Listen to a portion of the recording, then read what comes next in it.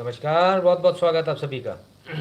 उम्मीद करता हूँ आप सब तक आवाज़ ठीक तरह से पहुँच रही होगी, आपको वीडियो भी ठीक तरह से दिखाई दे रहा होगा और साथ ही साथ टेलीग्राम पे आपको नोटिफिकेशन भी मिल गया होगा। यदि तीनों चीज़ों ओके हैं तो AVT ओके लिख दीजिए और अपने मित्रों के साथ इस लाइव को फटाफट शेयर कर दीजिए और साथ ही साथ आप भी लाइक कर लीजिए इस वीडियो को और उनको भी बोल दीजिए जो आपके मित्र हैं जिनको आप शेयर करेंगे कि पहले वीडियो को लाइक कर लें। नियम यहाँ पर यही है, पहले वीडियो को लाइक कर लें, फिर आराम से बैठ कर तसल्ली से देखें, ठीक है, ताकि हमको भी बार बार टोकना ना पड़े और आपको भी अबाधित रूप से लाइव देखने को मिलता रहे। ठीक है, मुद्दे हमने कुछ लिख दिए हैं और बात होगी।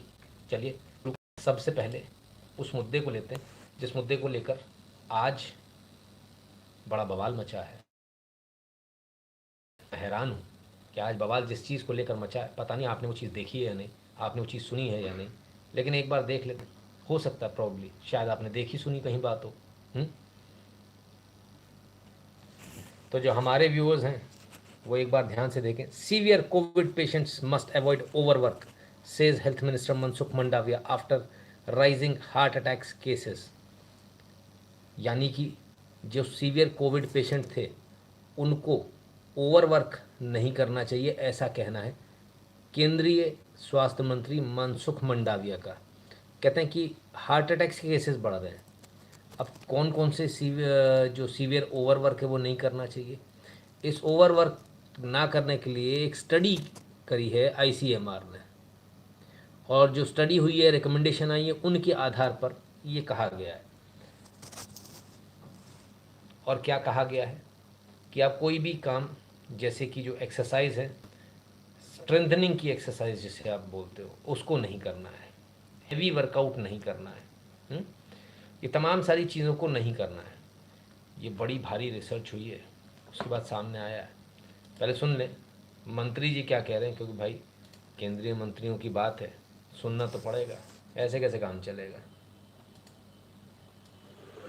ICMR હમણાં એક ડિટેલ સ્ટડી કર્યો છે.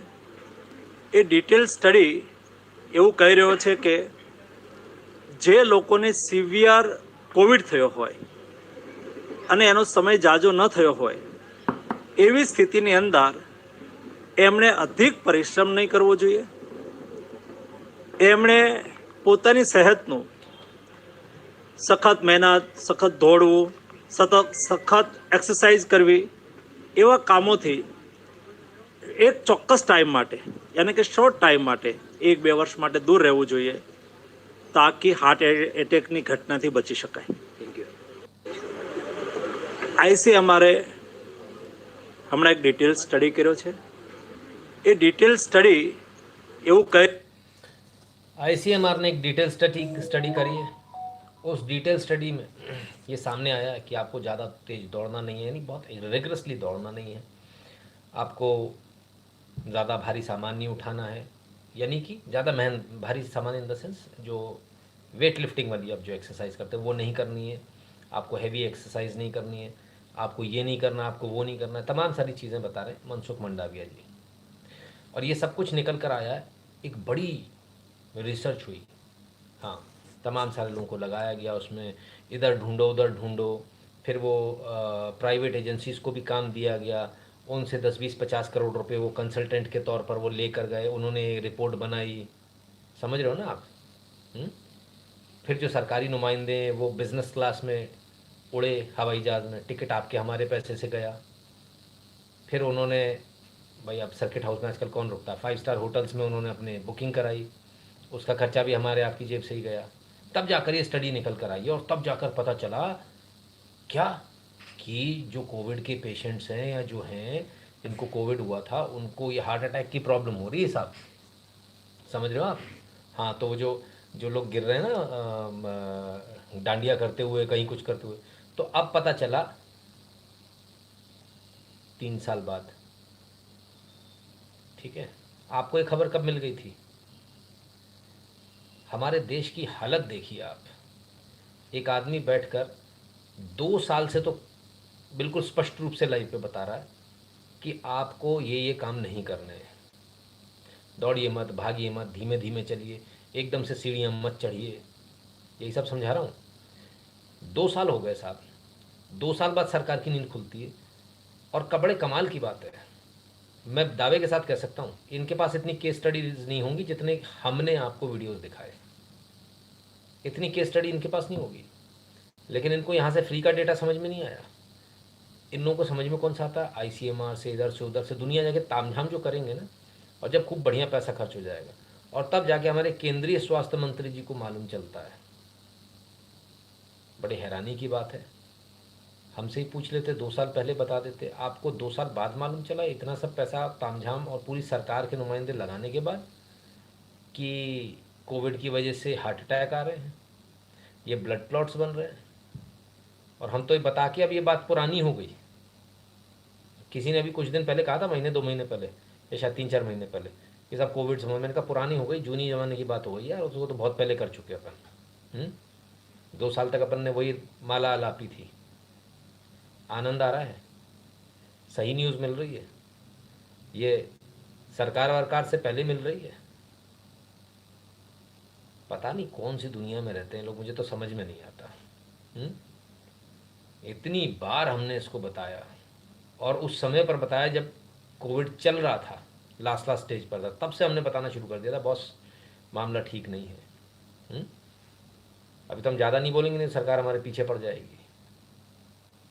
बाकी आप समझ गए होंगे, उस समय जो जो कहा था उसको याद कर लेना, जितना लिमिट में कहा था।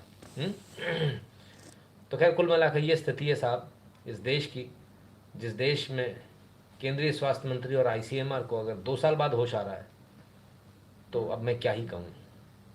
इससे तो अच्छा हमको स्वास्थ्य मंत्री बना लेते भाई साहब, हम आपको 2 साल पहले बता देते सरकार को। कमाल है। चलिए, नहीं मुफ्त की एडवाइस वाली बात नहीं है एंजल जी। समस्या क्या है, एडवाइस तो सारी यहीं से ली गई है, डेटा सारा यहीं से उठाया गया इसी लाइव से, बस उसकी बिलिंग हुई है करोड़ों रुपए में। इतनी सी बात है, अपन फ्री में दे रहे हैं, वहाँ बिलिंग हो रही है। हमारे डेटा से न जाने लोग कितने मज़े करते हैं।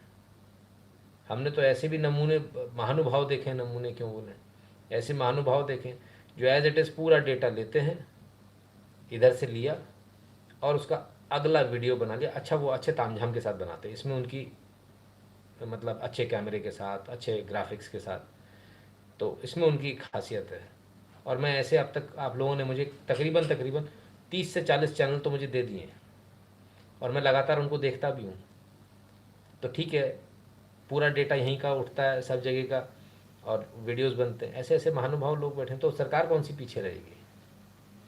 बहरहाल अच्छी बात है, दे रहा है, दुरुस्त है। थोड़ा पहले आ जाते तो ये जितने लोग डांडिया में मरे हैं ना, वो मरते नहीं, वो ज़िंदा बच जाते हैं। दुख मुझे इस बात का है, बस मुझे इस बात का दुख नहीं है कि आप लोग इतनी देर बाद आपको समझ में आई, या हमारी बात आपने नहीं मानी, मत मानी, कोई बात नहीं। लेकिन अगर इसी बात को 2 साल पहले कर लेते हैं, 2 साल की मौतों का अगर आंकड़ा निकालूंगा ना हार्ट अटैक का, बुरा नहीं मानिएगा सर, लाख के आसपास पहुंचेगा। सोचिए, लाख लोगों को हम मरने से बचा सकते थे। और आज भी आप क्या कहते हो, आप अपने डॉक्टर को कंसल्ट करो। आप सीधे विशुद्ध रूप से क्यों नहीं कहते कि अपना स्ट्रेस टेस्ट कराइए। कमाल है। आपको कोई भी एक्सरसाइज करनी है, अपने डॉक्टर के पास जाइए, अपना ईसीजी आपको लगाएगा, उसके साथ में आपको ट्रेडमिल पे दौड़ाएगा, स्ट्रेस टेस्ट कराएगा बढ़िया वाला, ठीक है ना। तब मालूम चलेगा कि आपको कुछ होने वाला है या नहीं होने वाला है। तो जितने भी लोगों को जो एक्सरसाइज करनी है वो देख लें, उसी हिसाब से उसके बाद करें, ठीक है। गहलोत जी, बहुत बहुत धन्यवाद आपका। चलिए, अब आगे चलते हैं और कुछ और खबर ले। और वो खबर आ रही है मालदीव से। आई हिंद Maldives, Maldives will return Indian military as soon as possible says incoming president. आई, ये कैसे हो गया, बड़े कमाल की बात है। ये वही मालदीव है साहब, वही मालदीव है जिसने इससे पहले भी कहा था, है ना, क्या इंडिया गो बैक, ऐसे वो ले लेके घूमे थे कोविड से पहले। इसके बाद आया कोविड, दाने दाने को मोहताज था मालदीव, खाना पहुंचाया। इसके बाद इनके यहाँ के फिल्ट्रेशन प्लांट, इनके कोई पानी वानी की कोई व्यवस्था नहीं, समुद्र के पानी को फिल्टर करके पीते हैं। तो फिल्ट्रेशन प्लांट बंद हो गए थे, ख़राब हो गए थे, सारे ख़राब हो गए थे, पीने को पानी नहीं था। जहाज़ में इमरजेंसी के तौर पर सेना के जहाज़ों में, नौसेना के जहाज़ों में पानी पहुंचाया गया। भारतीय सेना के इंजीनियर्स गए, उन्होंने वो फिल्ट्रेशन प्लांट सुधारे और उन फिल्ट्रेशन प्लांट को इस लायक बनाया कि उनसे पानी दोबारा पीने को मिल सके मालदीव की जनता को। ये सब कुछ किया, राशन दिया, वैक्सीन दी, सब कुछ किया। नतीजा क्या है? नतीजा ढक के तीन पात। आज लौट के फिर वहीं आ गए जहाँ आज से 4 साल पहले थे। हुँ? वो इंडिया आउट करके निकला था ना, कुछ चल रहा था, याद है हमने आपको दिखाया था। हुँ? तो वो इंडिया आउट जो है फिर से शुरू हो गया उनका, कि आप भारतीय सेना को जल्दी से जल्दी वापस भेजेंगे। ठीक है, फिर किसको लाओगे? कमाल के एहसान फरामोश लोग हैं।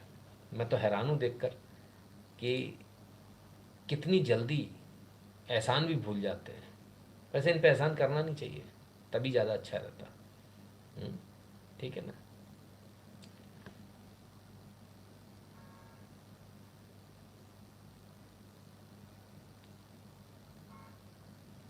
चलिए, भाषा ऐसी लिखिए जो हम पढ़ के समझ पाएँ, ऐसी भाषा मत लिखा कीजिए जो हम समझ में ही ना आ पाए। अंग्रेज़ी में भले ही लिखा, लेकिन ऐसा लिखा है कि पल्ले नहीं पड़ रहा क्या लिखा है ना? भले उसमें एक स्पेलिंग मिस्टेक होगी लेकिन पल्ले नहीं पड़ रहा। चलिए आगे चलते हैं।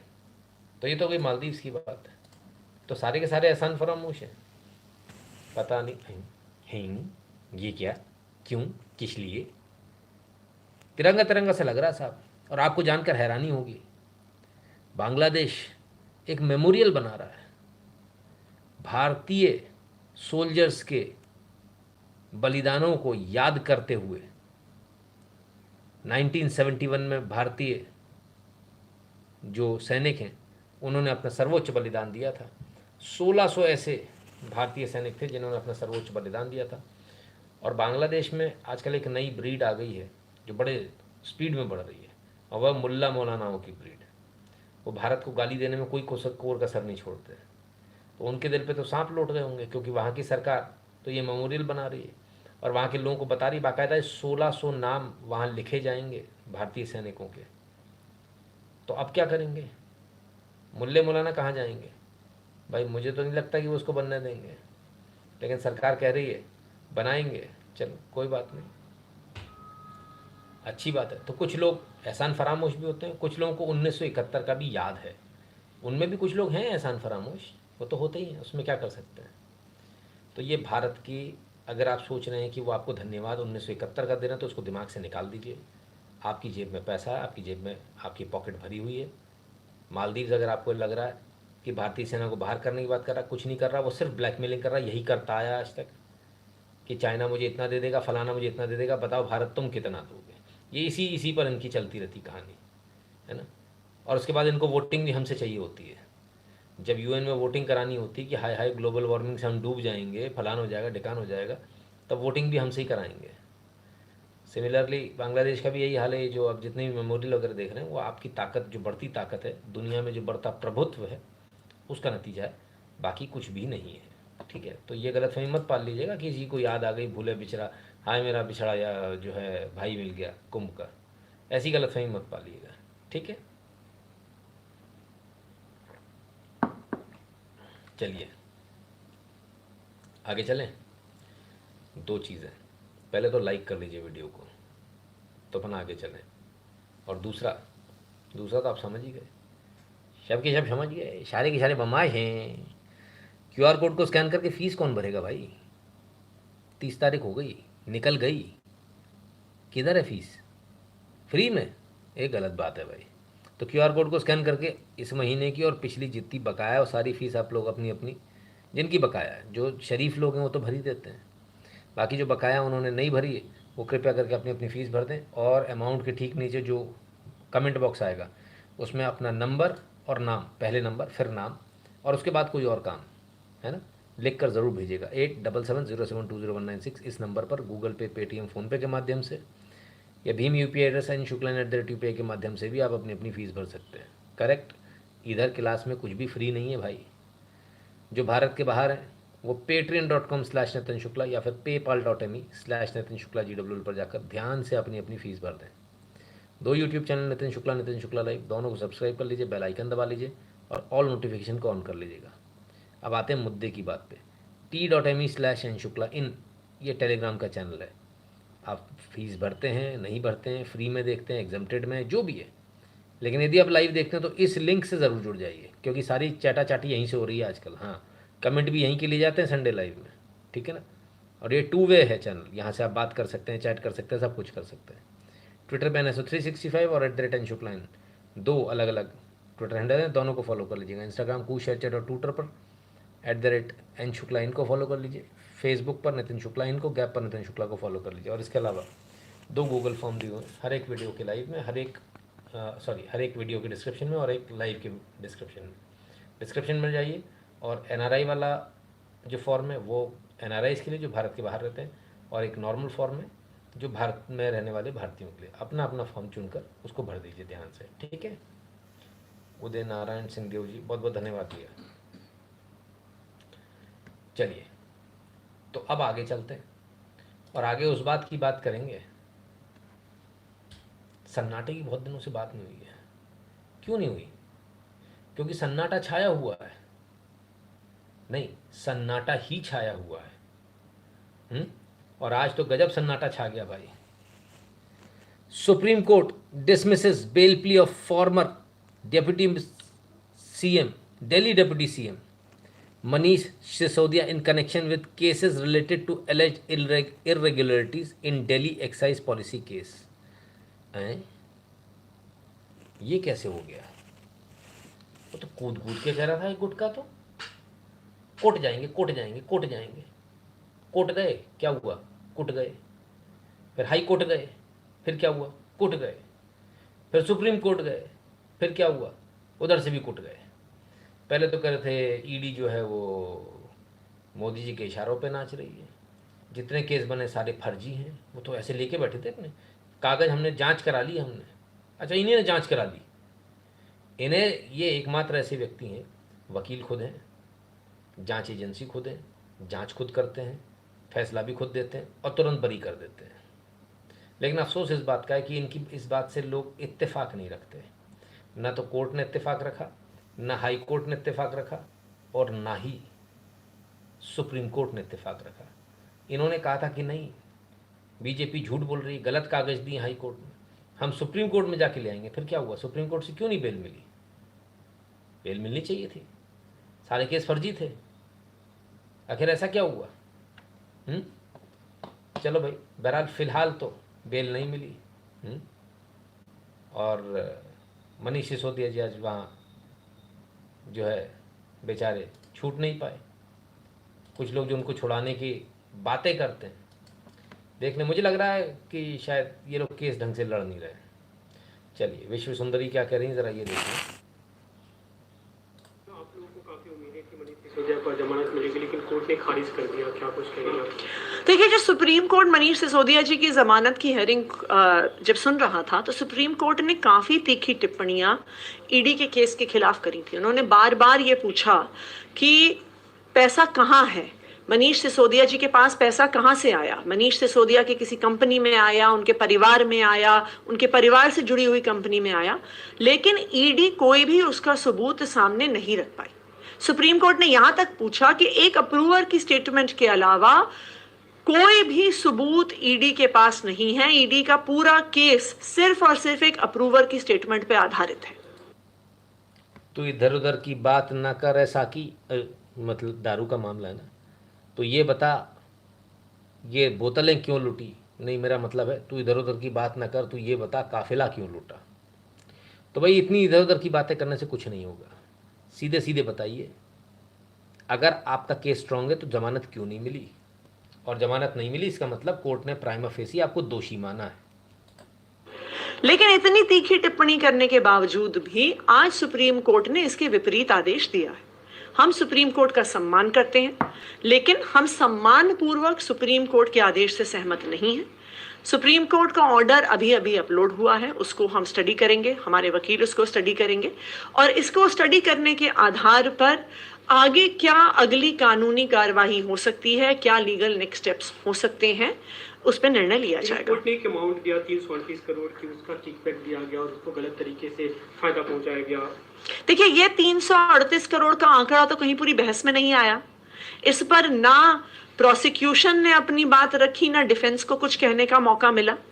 दूसरी बात, ईडी पर जो सवाल सुप्रीम कोर्ट उठा रही थी कि मनीष सिसोदिया के पास कोई पैसा आया क्या, उस सवाल का तो अभी भी जवाब नहीं आया है, क्योंकि ईडी ने कोई सबूत सामने रखा ही नहीं है कि मनीष सिसोदिया के पास कुछ पैसा आया हो, उनके परिवार के पास कुछ पैसा आया हो, उनकी किसी कंपनी के पास कोई पैसा आया हो। तो जैसे मैंने कहा, हम सम्मानपूर्वक इस तो साहब सुप्रीम कोर्ट के फैसले से सहमत नहीं, कहती हैं हम उसको पढ़ेंगे फिर विचार करेंगे आगे की फैसला, आगे क्या करना है। ऐसा ही बयान हाई कोर्ट के फैसले के बाद आता तो अच्छा लगता, तब तो कह रहे थे गलत फैसला है, हम अपील करेंगे, फलान करेंगे, छुड़ा लाएंगे।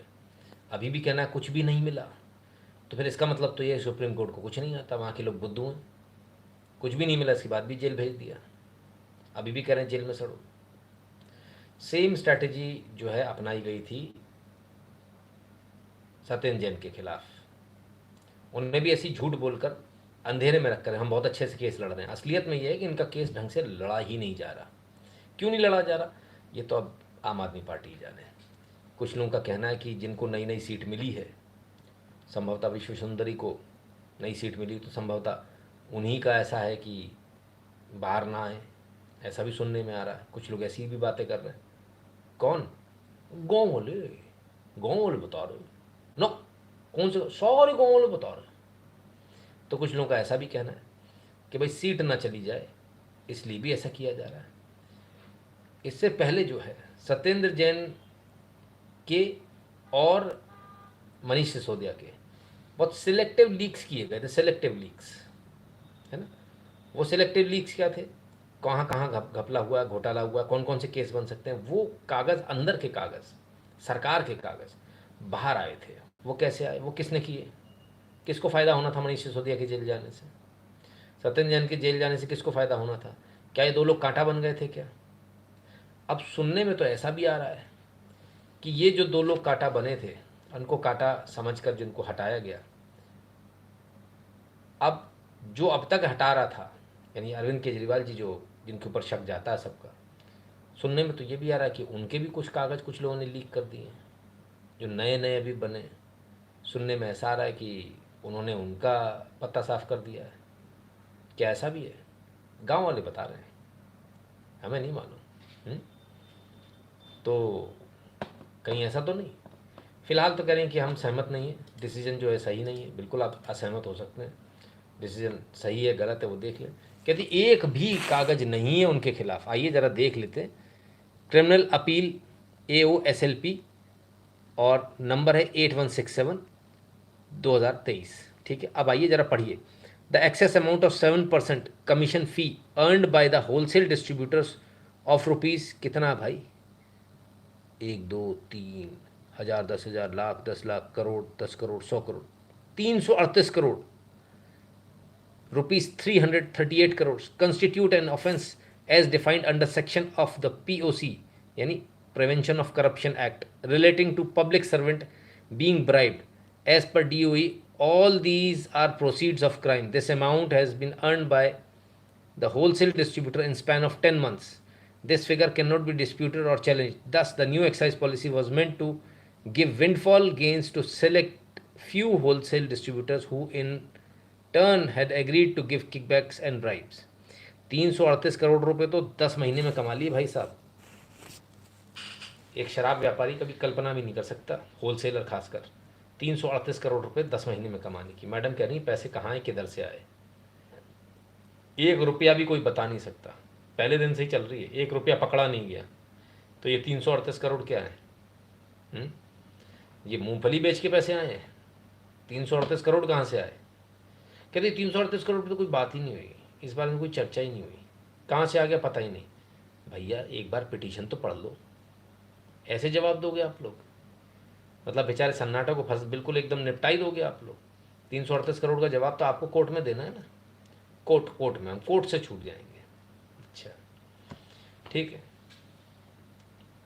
कोर्ट से छूटने की बात हो रही है, चलिए पर ज़रा थोड़ा आगे देखें, उससे भी बड़ा कांड हो गया आज शाम को एक नई खबर आती है, ज़रा उस खबर को देखिए। ANI की खबर है। ED यानी कि enforcement directorate summons Delhi CM and AAP national convener Arvind Kejriwal asking him to appear before them on 2nd November in connection with Delhi excise policy. नहीं, मैं कह रिया था भाईजान, दिवाली अंदर है कि बाहर है, बता दो। मैंने क्या कहा? सिलेक्टिव लीक हो गई है सर।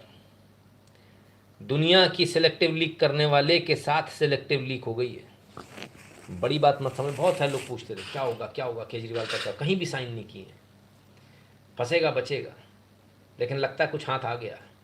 ED ने फिलहाल 2 नवंबर को बुलाया है, और जैसे ही ये बात हमारे सन्नाटा जी को पता चली तो नाचने लगे एकदम। मैं से मीना से नसा की से, कहते हैं दिल बहलता है मेरा आपके आ जाने से। बस एकदम खुशी के मारे झूम झूम के गा रहे हैं, नाच रहे हैं। आज तो बिल्कुल पगला गए हैं नाच नाच के। अरविंद केजरीवाल जी को ED का नोटिस मिल गया। 2 नवंबर को अरविंद केजरीवाल जी को ED के सामने पेश होना है। आप कितना चीखिए, कितना चिल्लाइए, जो सबूत हैं वो आप ही के लोग दे रहे हैं, कोई बाहर से नहीं दे रहा है। पूरी जिम्मेदारी के साथ एकदम स्पष्ट कह दूं, और आज नहीं तो कल ये बात सामने आ जाएगी। सबूत हैं वो आप ही के लोग दे रहे हैं, कोई बाहर से नहीं दे रहा है। फिर क्या हुआ? अभी तो कह रही थी मनीष सिसोदिया के को हम बाहर लाएंगे। मनीष सिसोदिया बाहर आ नहीं पाए, अरविंद केजरीवाल बाहर चले गए। भारतीय जनता पार्टी को आम आदमी पार्टी से डर लगता है। दिल्ली और पंजाब में हो रहे हर काम से डर लगता है। फ्री शक्ल देख के तो ऐसा लग रहा है इनको डर लग रहा है, शक्ल ही बिगड़ गई। बिजली से डर लगता है, अच्छे स्कूलों से डर लगता है, मोहल्ला क्लिनिक से डर लगता है। इसीलिए वो झूठे केस करके आम आदमी पार्टी के नेताओं को जेल में डालना चाहती है, पार्टी को खत्म करना चाहती है। इसी साजिश के तहत 2 नवंबर को अरविंद केजरीवाल को ED ने समन किया। उन पर झूठा केस लगा के उनको गिरफ्तार करना चाहते हैं ED वाले, भारतीय जनता पार्टी वाले। पर मैं भारतीय जनता पार्टी को बता दूं कि हम जेल जाने से नहीं डरते, हम उनके झूठे केसेस से नहीं डरते। हम देश के लोगों के लिए, देश के हर आम आदमी के लिए काम करते रहेंगे। मैडम कह रही हम जेल जाने से नहीं डरते, भारतीय जनता पार्टी फलाने से डर रही, ढिकाने डर रही है। पता नहीं भारतीय जनता पार्टी किससे डर रही है तो नहीं मालूम, लेकिन फिलहाल आम आदमी पार्टी ED से ज़रूर डर रही है। कुछ किया नहीं तो डर किस बात का? आप तो हर चीज़ में कहते थे जांच करा लो, जांच करा लो, जांच करा लो, हमें गिरफ्तार कर लो, हमें फलाना कर लो। जांच हो गई तो चिल्लाने लगे। सिर्फ स्टेटमेंट देने के लिए बुलाया, अभी तो ये भी नहीं मालूम कि स्टेटमेंट भी देना है कि नहीं, अभी तो सिर्फ बुलाया है। इतनी फड़फड़ाहट, इतनी घबराहट, ऐसा क्या किया है? वो गाना था एक, लंबा लंबा घूंघट काहे को डाला, क्या कर आई गोरी कहीं मुंह काला। तो इतना घूंघट क्यों है केजरीवाल जी?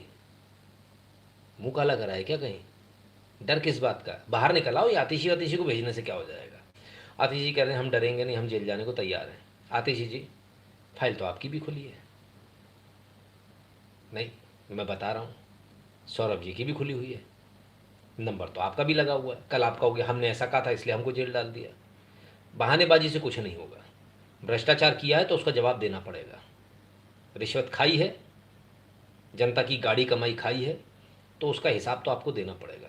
ये कहानियों से बात नहीं चलने वाली जो आप लोग सोच रहे हो कि बस हम कुछ भी कह के निकल जाएंगे गपड़ चपड़ करके। ना ना ना ना ना, ऐसा नहीं होने वाला। पैसा तो आपको पाई पाई चुकाना पड़ेगा। देश की गाड़ी कमाई है, जनता की गाड़ी कमाई है, आप ऐसे नहीं खा सकते। जिसने खाया उसको चुकाना पड़ेगा, और नहीं तो जेल जाना पड़ेगा। क्लियर है?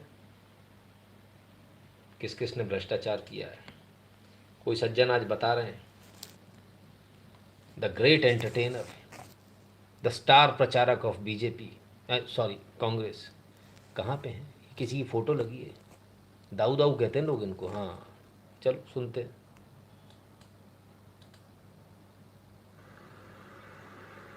आप किसानों के जेब में से पैसा छीनने के लिए कानून लाए थे, आप अदानी जी को पैसा देने के लिए कानून लाए थे, और आप 24 घंटा अदानी जी की मदद करते रहते हैं। और यहां पे आपके जो चीफ मिनिस्टर हैं वो भी अदानी जी जैसे लोगों के लिए ही काम करते हैं, जी की मदद करते रहते हैं। और यहाँ पे आपके जो चीफ मिनिस्टर हैं वो भी अदानी जी जैसे लोगों के लिए ही काम करते हैं रहते हैं। और यहाँ पे आपके जो चीफ मिनिस्टर हैं वो भी अदानी जी जैसे लोगों के लिए ही काम करते हैं।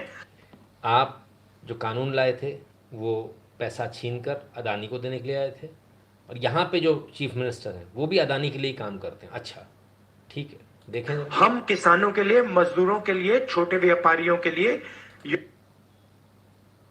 दिमाग घूम गया भाई साहब भूपेश बघेल जी का। सीएम तो भूपेश बघेल जी हैं, उन्हीं के मंच से बड़ी पार्टी का, समझ जाओ बाकी आप, रेड मार दी भाई साहब अगले की। युवाओं के लिए काम करते हैं, ये फर्क है। उनको समझ में ही नहीं आ रहा, आप वो बेचारे अभी तक यही सोच रहे हैं कि मैं करूं क्या। 24 घंटा अदानी जी की मदद करते रहते हैं। और यहाँ पे आपके जो चीफ मिनिस्टर हैं वो भी अदानी जी जैसे लोगों के लिए ही काम करते हैं। हम किसानों के लिए, मजदूरों के लिए, छोटे व्यापारियों के लिए, युवाओं के लिए काम करते हैं। दिमाग घूम गया भाई साहब, अगला सोच रहा है पगला वगला गया क्या भाई, क्या फूका है समझ में नहीं आ रहा। केजरीवाल जी वहाँ बेचारे अंदर जाने की तैयारी कर रहे हैं, या इनकी तैयारी फ्री करा दी, क्या अडानी जी के साथ हैं? तो बहुत गलत हो रहा है भाई साहब ये, इस पर तो एक्शन होना चाहिए। होना चाहिए कि नहीं होना चाहिए? कमाल के लोग हैं। विवेक कुमार जी कहते हैं सर नमस्ते, your analysis is bringing a great shift in society. अच्छा, after covid symptoms were deeply analysed by you with live cases regularly. बहुत बहुत धन्यवाद विवेक कुमार जी। मैंने कहा ना, ये एकमात्र ऐसा लाइव है विवेक जी जहाँ एक तरफा बात नहीं होती, कोई एक बात नहीं होती है ना। कुछ लोगों ने धंधा बना लिया है, उन्हें दिन भर हिंदू मुस्लिम करना है, कुछ लोगों ने कुछ और धंधा बना लिया। ये एकमात्र लाइव ऐसा है जो सीधे, जिसका पर्पस बहुत क्लियर है, आपके जीवन में बदलाव लाना, आपकी सोचने की जो एक प्रक्रिया है उसमें बदलाव लाना, आपके जीवन में एक सुखद अनुभव को लेकर आना, जो दुख है उनको दूर करना, और सुख के लिए आपको, आप ऐसे काम करें, आपका ऐसा चरित्र निर्माण हो कि आप सुखी रहें और आपका परिवार भी सुखी रहे। तो हमारा पर्पज़ ये है, हमारा लाइव एकदम स्पष्ट रूप से इस मामले में सिर्फ इसी चीज़ को, यही हमारा ध्येय है, इसी को सेंटर पॉइंट रख कर चलता है। नवीन जी आइए, बहुत बहुत स्वागत आपका।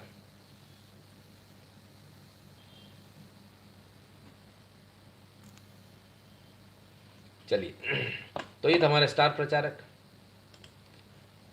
आगे चलते हैं और देखते हैं, और वो पहले आप वीडियो देखो फिर कुछ याद दिलाऊंगा। How are you? Hello.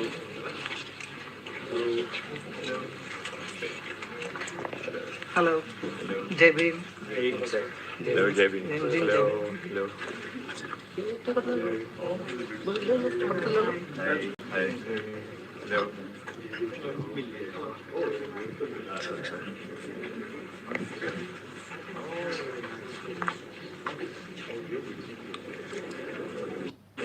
Hello, Namaste. How are you?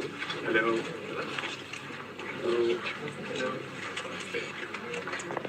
Hello Jai Bhim. Hello, Jabin. Hello. Hello. Hi. Hello.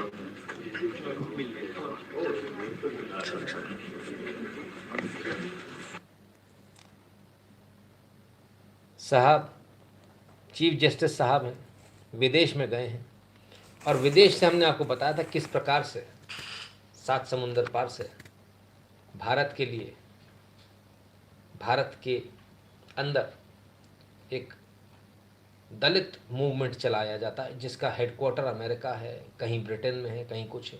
तो अमेरिका के बॉस्टन के ब्रेंडिस यूनिवर्सिटी में कानून, जाति और न्याय की खोज पर एक, कानून, जाति और न्याय, समझिए कॉम्बिनेशन देखिए, उस पर एक सम्मेलन हुआ। सीजीआई साहब उसमें पहुंचे थे।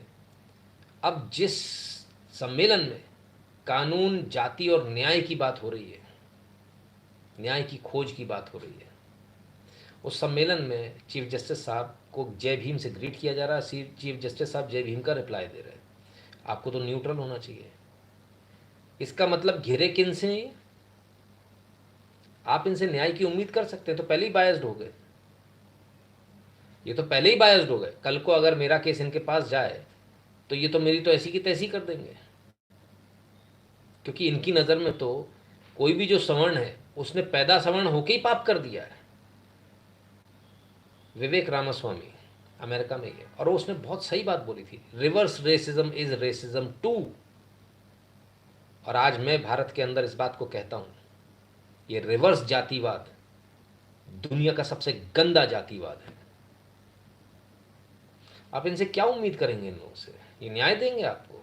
जनरल कैटेगरी को कभी न्याय दे सकते हैं? कभी नहीं। ये बायस्ड है, क्योंकि ये वही सुनते हैं जय भीम जो इनको कह रहे हैं, ये कहानियां बना बना के गढ़ी हुई कहानियां, झूठी कहानियां वहाँ देंगे और इनके दिमाग में वही भरा जाएगा, क्योंकि आपके आसपास जो सर्कल होता है उसी के अनुसार आपको चीज़ें दिखती हैं और इनको दिखाने वाले लोग सही लोग नहीं हैं। बहरहाल बड़ा दुख हुआ इस वीडियो को देखकर और उम्मीद भी ख़त्म हो गई कि जनरल कैटेगरी को कम से कम चंद्रचूड़ साहब के पास से कोई न्याय मिलेगा। कमाल है। तो ये भारत की स्थिति है, भारत के चीफ जस्टिस साहब की स्थिति, जिन्होंने कहा था there are no absolute genders. क्या कहें, गजब हो जाता भाई कभी कभी तो। चलिए आगे बढ़ेंगे, आगे बढ़े, लेकिन उससे पहले फिर एक बार याद दिला दें, जिन लोगों ने अब तक फीस नहीं भरी वो कृपया कर अपनी अपनी फीस भर दें। कुछ बहुत सारे लोग ऐसे हैं जिन्होंने आखिरी फीस शायद 6 महीने पहले भरी थी, किसी ने 1 साल, किसी ने 2 साल पहले। तो ऐसे काम नहीं होता भाई। और फीस के साथ में अपना नाम और नंबर ध्यान से भेजिएगा कमेंट में 8770720196 पर, गूगल पे, पेटीएम, फ़ोनपे के माध्यम से, भीम यूपीआई एड्रेस NShuklaN@UPI के माध्यम से भी आप अपनी अपनी फीस भर सकते हैं। जो भारत के बाहर उनकी ऑप्शन नहीं चलेंगे, उनके लिए patreon.com/नितिन शुक्ला या फिर paypal.me/नितिन शुक्ला GWL, इस पर जाकर अपनी अपनी फीस भर दें। t.me/नितिन शुक्ला से सभी लोग जुड़ जाइए टेलीग्राम के चैनल से, चाहे फीस भरते हो या ना भरते हो, ठीक है, क्योंकि वो 2 वे हो चुका है।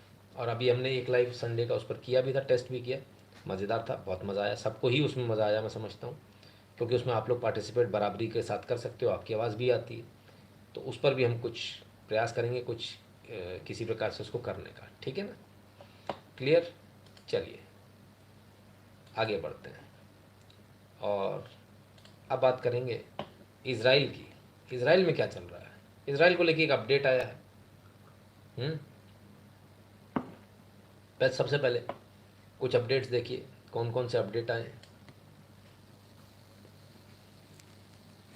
यूएई की मिनिस्टर हैं रीम अल हशीमाय, कहती हैं the attacks launched by Hamas on October 7 are barbaric and heinous. She demands that Hamas release hostages immediately and unconditionally. We stand with Reem. तो कुल मिला के जो रीम है, रीम मोहतरमा का कहना है कि हमास ने जो अटैक्स किए इनको कंडेम करते हैं, ये मानवता के खिलाफ हैं, बार्बरिक हैं, हीनियस हैं। और साथ ही साथ इन्होंने कहा कि हमास जो है जितने भी उन्होंने बंधक बनाए उनको तत्काल प्रभाव से छोड़े, बिना किसी भी शर्त के। यूएन में तो यूएई ने तो अपना स्टैंड साफ कर दिया। बहुत सारे लोग तो बोल रहे थे नहीं असली मुसलमान तो यही ना, इसलिए बहुत सारे लोग बोल रहे थे ऐसा और वैसा, फलाना और ठिकाना। अच्छा, कुछ वीडियोस भी आ रहे हैं, इसको छोड़ दिया, उसको छोड़ दिया, फलाना कर दिया, ठिकाना कर दिया है। अरे ये लड़की तो याद होगी। अब कुछ लोग कहते हो तो कपड़े ही ऐसे पहनती थी, हाँ इसलिए जो है ये इसको जो है इस तरीके से ले जाया गया, इसलिए इसके नंगे शरीर को ले जाया गया, इसको नंगा करके कपड़े उतार के, क्योंकि ऐसी पहनती थी, ऐसी कहानियाँ गढ़ी गई। खैर, जर्मन है ये लड़की। इस लड़की को उस ट्रक में डाल के ले जाते देखा गया। बाद में ये बताया गया कि वो ज़िंदा है। उसकी माँ ने अपील भी करी थी कि मेरी बेटी का यहाँ से कोई लेना देना नहीं है और मेरी बेटी जो है न्यूट्रल है, लिबरल है, सेक्युलर है, आपके साथ खड़ी होती है। लेकिन कुछ भी काम नहीं आया। अभी ऐसा बताया जाता है, ऐसी खबरें आ रही हैं कि इस लड़की का सिर मिल गया है, धड़ अभी नहीं मिला है, सिर मिल गया, कटी हुई लाश से सिर काटा गया और वो सिर मिल गया है। बाकी का बॉडी पोर्शन का है, नहीं तो सिर किसी काम का नहीं होगा ना। बाकी का बॉडी पोर्शन तो मरने के बाद भी उसके साथ सेक्स हो सकता है, सड़ नहीं जाती जब तक लाश। तो इसलिए बाकी की लाश अभी नहीं मिली है, कटा हुआ सर तो मिल गया है। तो एक कन्फर्मेशन ये हो गई कि भाई इसकी भी हत्या कर दी गई है इनके द्वारा, ऐसी खबरें आ रही हैं और बहुत शर्मनाक है, बहुत अति शर्मनाक है। तो ये तो कोई एक केस नहीं है, आप सोच रहे हैं ये बहुत बर्बर है, उससे बर्बर सुनिए साहब। Followers, everything was recorded, Hamas recorded everything on Telegram channels, many have seen it, saved it, and plenty is out already. On October 7th, Hamas Nazi entered a home. They draw their weapons, kill the father, and put the baby in oven. Then at least 3 times they raped the mother, one after another, while filming it, and the baby is burning. Ceasefire when Hamas is gone. सोचिए Hamas ने क्या किया। Hamas ने तमाम सारे जो videos मिल रहे हैं सर आपको, सारे हमास के ही मिल रहे हैं ना। हमास के आतंकवादी जब मारे जा रहे हैं तो उनके पास से वो वीडियो मिल रहे हैं। तो एक वीडियो मिला है जो बहुत ही गजब का हीनियस है, 7 अक्टूबर का, कि घर में घुसते हैं और घर में घुसने के बाद पिता को गोली मारते हैं, बच्चे को जिंदा ओवन में डाल देते हैं, जिंदा, ठीक है ना, छोटे से बच्चे को, दूध मुँहे बच्चे को ओवन में डाल देते हैं। वो ओवन में पक रहा है और यहाँ उसकी माँ के साथ एक के बाद एक बलात्कार हो रहे हैं और फिल्म बाकायदा बनाई जा रही है। यहाँ उसका रेप हो रहा है, गैंग रेप हो रहा है, उसकी फिल्म बन रही है और बार बार कैमरे को ले जाके वहाँ दिखाया जा रहा है कि ओवन में वो पक रहा है, जिंदा बच्चा जल रहा है, चीख रहा है, चिल्ला रहा है बुरी तरह से, और जल जल के उसकी बॉडी फट रही है और यहाँ रेप चल रहा है। ऐसा है हमास। इनके साथ क्या होना चाहिए ये आप ही लोग देखें।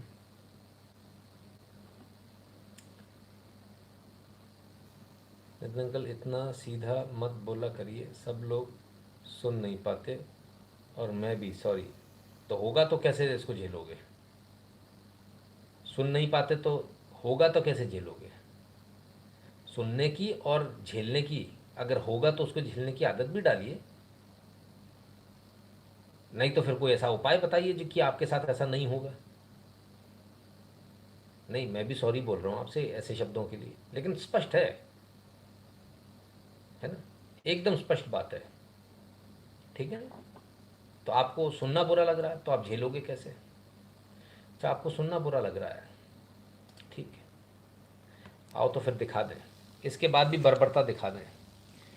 Baby was found in an oven baked to death by Hamas terrorist leading Israeli first responder फलान फलान।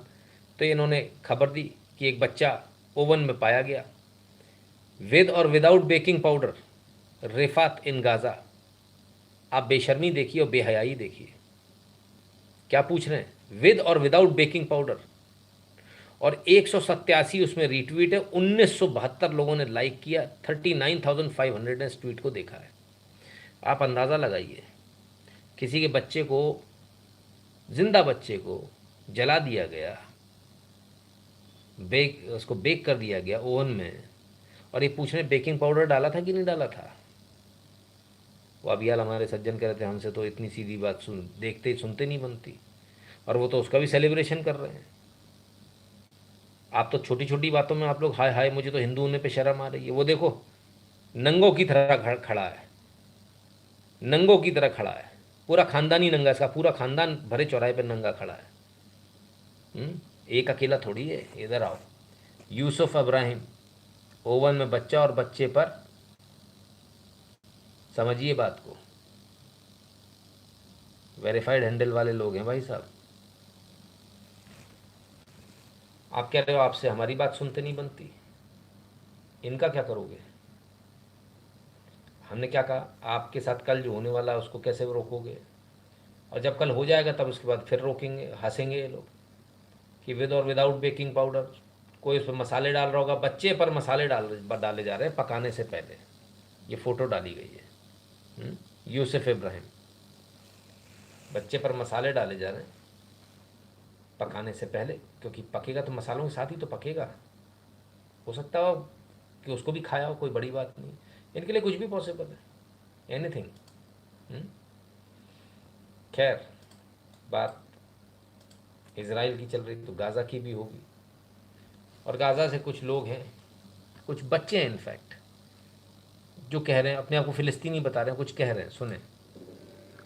عليكم ورحمة الله وبركاته. إلى رئيس الاتحاد الروسي فلاديمير بوتين الموقر، نحن أطفال غزة منصة الروكا ومن قلب غزة الحبيب، وفي ظل هذه الحرب ضد شعبنا الفلسطيني الأعزل نستصرخكم نناشدكم بعد الله أن توقفوا هذه الحرب الغاشمة العنصرية ضد أبناء فلسطين. समझ में नहीं आ रहा होगा, मैं बता देता हूँ. छोटे छोटे बच्चे हैं फ़िलिस्तीन के, कहते हैं हमने पूरी दुनिया को देख लिया, कोई काम नहीं आया. व्लादिमीर पुतिन, बस आप ही हमारे बाप हो, माई बाप हो, सॉरी, आप ही हमें बचा सकते हो, बस कुछ भी करके हमें बचा लो. बड़ी जल्दी याद आ गई. खैर व्लादिमीर पुतिन साहब फ़िलिस्तीन के साथ हैं भी, इसमें भी कोई दो राय नहीं है. तो फिर क्या, बच्चों ने डिमांड करी है. व्लादिमीर पुतिन साहब क्या आएंगे बचाने? व्लादिमीर पुतिन आएंगे या नहीं आएंगे ये तो नहीं मालूम, लेकिन एक हवाई जहाज़ का ज़रा कुछ सुने क्या हो रहा है. Уважаемые дамы и господа, говорит командир, пожалуйста, сохраняйте свои места и не пытайтесь открыть двери самолета. На улице разъяренная толпа, которая не знает, откуда мы прибыли и зачем. Вполне возможно, мы тоже попадем. एक हवाई जहाज़ रशिया के रनवे पर उतरता है, लोग वहाँ पर भागते हुए आते हैं. पायलट जो है रशियन पायलट, वो कहता है कोई भी दरवाज़ा ना खोले क्योंकि बाहर उपद्रवी हैं, इसलिए दरवाज़ा ना खोला जाए. लेकिन इसके बावजूद दरवाज़ा खोला जाता है. कुछ लोग उतरते हैं, और जब उतरते हैं तब क्या होता है उसको भी देख लीजिए.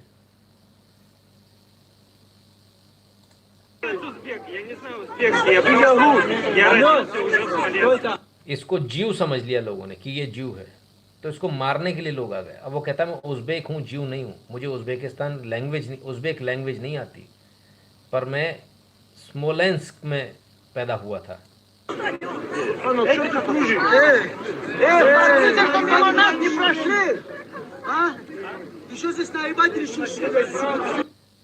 दूसरा पीछे से कहता है ये व्यक्ति, क्या तुम हमको बेवकूफ़ बना रहे हो? छोड़ेंगे नहीं तुमको.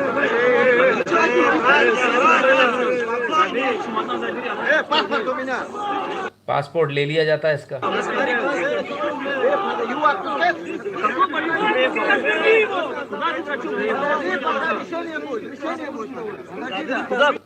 पासपोर्ट ले लिया गया, कहते जब तक हम इस पर डिसीजन ना ले लें तब तक हम पासपोर्ट नहीं लेंगे.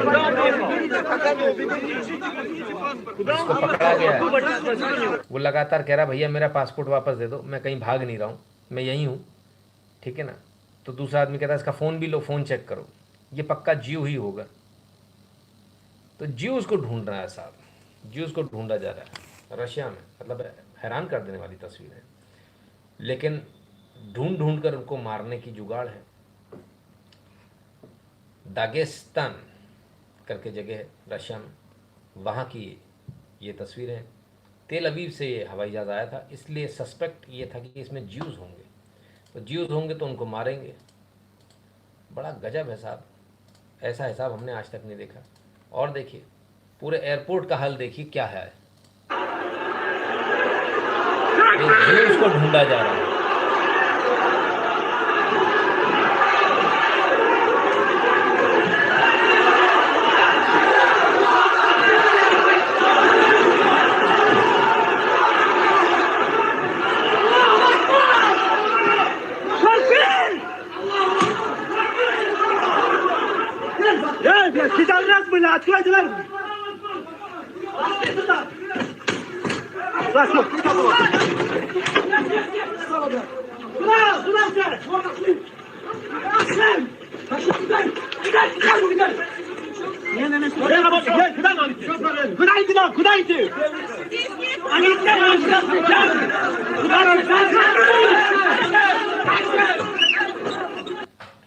तो रशिया में सब ढूंढ ढूंढ कर जो है ज्यूस को मारने की जुगाड़ हो रही है. क्यों हो रही है भगवान ही मालिक है. हालांकि इसके बाद में वहाँ की राइट कंट्रोल पुलिस भी आई.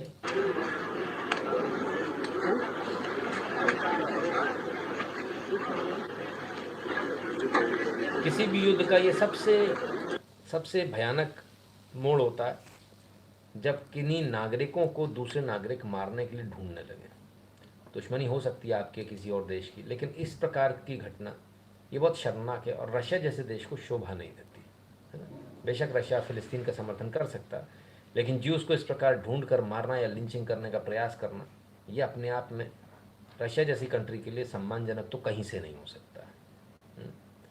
शालीन शाह जी बहुत बहुत धन्यवाद।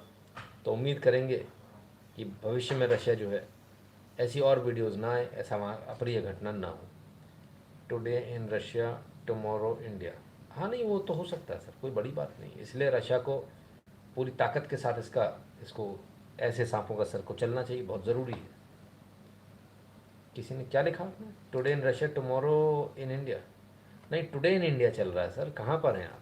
अगला वीडियो ले लीजिए। अरे तुम कहाँ आई? पेंगुइन नहीं, पेंगुइन नहीं है तो कौन है भाई? देखें सकते हैं ये लोग चुपचाप और शांतिपूर्ण तरीके से अपनी बात रख रहे थे, लेकिन पुलिस आई और जबरदस्ती इनको ये लो, इनका फिलिस्तीन छिन गया भैया। बात रख रहे थे, इनका लेकिन पुलिस फिलिस्तीन आई छिन और गया। जबरदस्ती ओहो। लेकिन पुलिस आई और जबरदस्ती इनको हिरासत में ले लिया गया। आप देख सकते हैं ये चुपचाप अपना जो फिलिस्तीन इनकी छिन बात गया जो भैया। रख रहे थे मीडिया के सामने, ना कोई नारेबाजी कर रहे थे, ना कोई हो हल्ला कर रहे थे, उसके बावजूद भी पुलिस आई और इनको हिरासत में ले लिया गया। आप तस्वीरें देख सकते हैं, दोनों महिलाएं हैं, दोनों महिलाओं को इस वक्त हिरासत में ले लिया गया है। आपको कुछ कहना है? आपको पुलिस ने हिरासत में लिया है। बहुत दुख की बात है कि एक हिंदुस्तानी और भी सकते हैं ये लोग चुपचाप। चलो साहब, दो ही थी बस, ये बहुत अन्याय है, गलत बात है। इतनी सारी दिखती नारे लगाती करती, कहाँ चली जाती हैं? इन बेचारी दो को छोड़ दिया, गई दोनों। पुलिस ने हिरासत में ले लिया भाई। भारत में भी चल रहा है, ऐसा नहीं कि नहीं चल रहा है।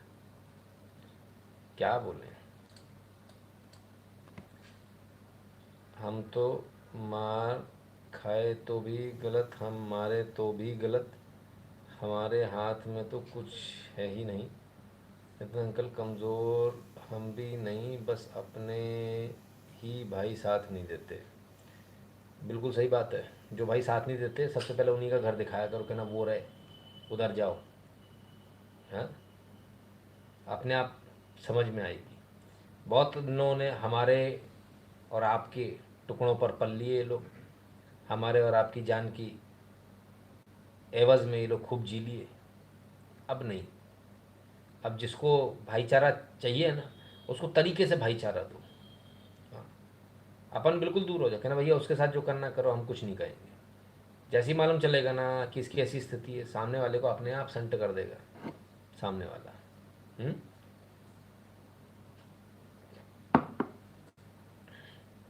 Strange by no country is stopping violent protest. नहीं, कई जगह हो रहा है, लेकिन वो क्यों नहीं रुक रहे? रॉबी जी थोड़ा सा रुकिए, अभी समअप करता हूँ फटाफट जल्दी से। हाँ तो क्या वो फिलिस्तीन का साथ नहीं देने दे रहे, झंडा छीन लिया। वाह तो जानता नहीं हमने, वाह वाह पूरी दुनिया जानती, वाह आपने को वाह। भाई देखो भाई, पूरी दुनिया जानती भाई। आई ई का हुआ। ओ भाई भाई भाई रुक रुक, इसको बंद करूं पहले, नहीं तो कम वक्त। भाई भाई भाई भाई क्या हुआ? भाई भाई, और किसी ने पहचाना ही नहीं, तवज्जो ही नहीं। ओए होए होए होए, ये तो ग्रेट बेइज्जती हो गई, ग्रेट बेइज्जती ऑफ द सेंचुरी हो गई। बहरहाल इनको आप सुपरस्टार मानते हैं, आपके यहाँ के सुपरस्टार को कोई बाहर पहचानता नहीं है, और आप घूमते हो पीछे पीछे। भाई जानता नहीं, भाई भाई भाई जानता नहीं, भाई क्या हुआ? चलो ये हैसियत है आपके यहाँ के फिल्म स्टार्स की, बराबर आगे चलूँ। बुरा तो नहीं लगा? नहीं लगा है तो कोई बात नहीं। कमाल है, कमाल के लोग हैं। लेकिन मामला भी यहीं पर शांत नहीं हुआ, एक और थोड़ा आगे। हा कितने अच्छे हैं, वाह वाह वाह, बड़े बढ़िया इनके वो आते हैं वीडियोस, आनंद आ जाता है। लेकिन इस बार वीडियो की बात नहीं हो रही, कुछ और बात हो रही है। पाकिस्तान के जाने माने इस्लामिक स्कॉलर मौलाना तारिक जमील के बेटे आसिम जमील की रविवार को गोली लगने से मौत हो गई। इस खबर की पुष्टि खुद तारिक ने सोशल मीडिया प्लेटफॉर्म एक्स पर अपने आधिकारिक हैंडल पर की है। जमील की मौत के बाद पूरा परिवार गमगीन है। आसिम की मौत पर शहबाज शरीफ से लेकर इमरान खान की पार्टी ने अफसोस जताया। ओहो, तो बड़े अच्छे थे भाई, हैं? अरे राम राम राम, अब नहीं रहे दुनिया में। नहीं, लोग बता रही हैं कि कोई अज्ञात लोगों ने इनको निपटा दिया है। पहली 2-3 बातें समझ लीजिए। सोशल मीडिया पर आपको ऐसे बहुत सारे मूर्ख मिलेंगे जो चिल्लाते घूमेंगे अजीत डोभाल ने कर दिया, फलान कर दिया, सीक्रेट। हमारी कोई सीक्रेट एजेंसी ने, ना अजीत डोभाल ने, किसी ने कुछ नहीं किया है। हमारी लड़ाई किसी भी जो इस्लामिक स्कॉलर है उससे नहीं है।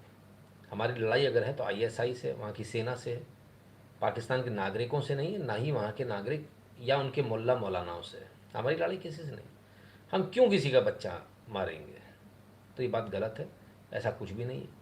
बाकी जो अज्ञात जो है, इस अज्ञात को तो मैं भी ढूंढ रहा हूँ।